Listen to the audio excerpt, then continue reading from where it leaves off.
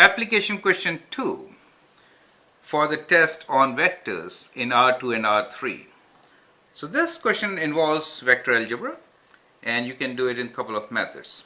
Question A2 is, given the unit vector ABC below, find the magnitude of 3a plus b minus 2c.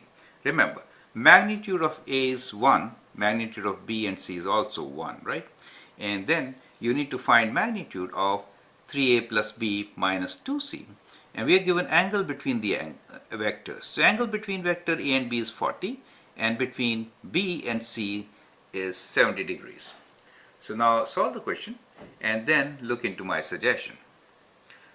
Now I suggest that the best way to do it is resolve each vector into its components. So the strategy which I will use to solve this is resolve into components.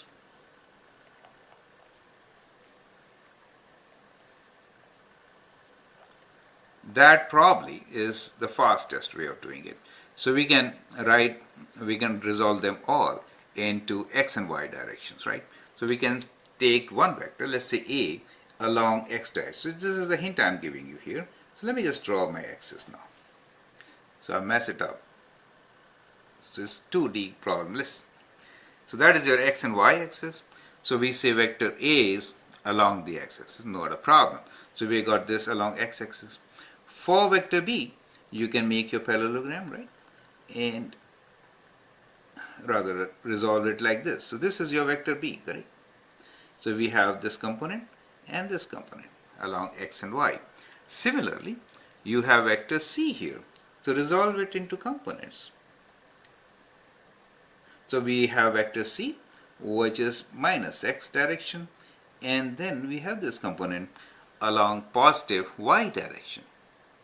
Now add the components, all along x and y, get the net, and then find the magnitude. Correct? That is how you're going to do it. Now once you have these, so then you can, the value of each component should be 3 for a 3 times, and for b it should be just b, 1 unit, and for c 2 units, right? So 2 units. Like that you have to do it, right? So this is kind of a rough sketch. It doesn't really give you the magnitude of a, b and c. This actually gives you just the direction of vectors a, b and c, correct? Remember that. Don't go with the line size, okay? All lengths are 1 unit. So that should help you to solve this problem. So that is one way of doing it. The other way is you can always combine a and b first. I mean, you can do the first two part, that is 3a plus b, and then you can do minus 2c. But that I think will involve much more calculations and consume more time. So for this question, writing it in components form is better since we have given all the angles, right? Remember, this angle is 40 degrees, and now when we say the angle between b and c is 70 degrees, then we already know this is 50, right? So this one is 50. So it is, when we say between b and c is 70 degrees, that means this angle for us is actually 20 degrees. Do you see that? So when you are resolving into components, take care of that. So this angle from here to here should be 70 degrees. 90 minus 20, so 70 degrees. So that will help you to resolve the vector c along x and y axis, correct?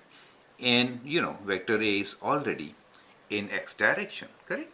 So you could write the vectors as vector a, you can write as equal to, we'll do times 3 later. Let's do just simple vectors now. So vector a will be, let's say I, just I, because the j component is 0.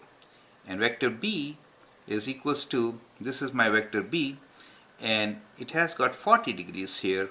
So along the x-axis, it has a component of cos 40 degrees, right? So we'll say cos of 40 degrees along x plus sine of 40 degrees